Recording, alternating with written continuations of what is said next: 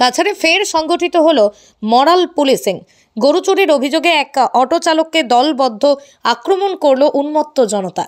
আগুনে পুড়িয়ে দেওয়া হলো তার অটোরিকশাটিও। মরাল পুলিশিংয়ের এই ঘটনায় হাত পা ভাঙা অবস্থায় শিলচর মেডিকেল কলেজের হাসপাতালে জীবন যুদ্ধে লড়ছেন তাজিম উদ্দিন নামের ওই অটো চালক।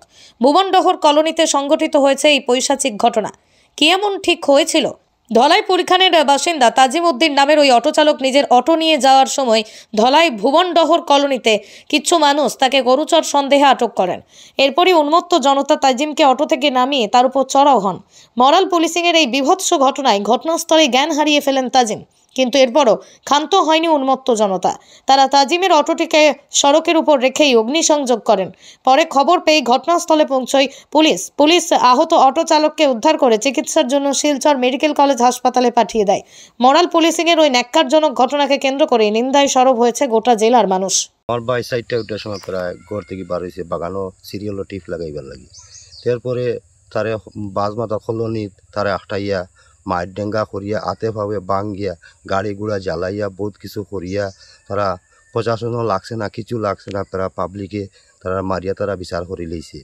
তারপরে শিলচার মেডিকেল ফাটাইছে পুলিশে, আমরা খবর করছে। আমরা তো কিছু জানিও না।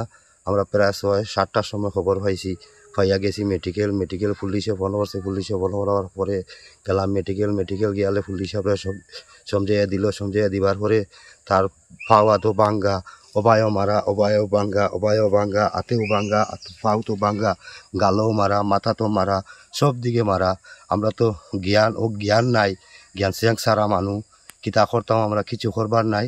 তারপরে তো আমরা বিকালে তারে সমঝাইয়া দিয়ে এডমিট করাইয়া বিকালে রাতকে আমরা আইসি ওসি স্যারের কাছে আইয়া একটা আমরা কেস দিছি। কেস দেওয়ার পরে ওসি স্যারে কইছে ঠিক আছে তোমরা যাও এখন, আচ্ছা আমরা পরে দেখমু। আর তারা তো পাবলিকে তো তারা আটাইয়া তারা কিছু প্রশাসনও লাগলো না, আর্মিও লাগলো না, কিছু লাগলো না, তারা নিজে বিচার করবে। আমার ভাই যদি চুরি করতো তারা এখন আটাইয়া রাখলা না, এখানে বিটি বাটি তোমরা আটাইয়া তোমরা খবর দিলে না, এখানে প্রায় আমরা বাইর তো আছি। আরো আমরা বাইরে গেছে কইলাই না তোমরা নগদ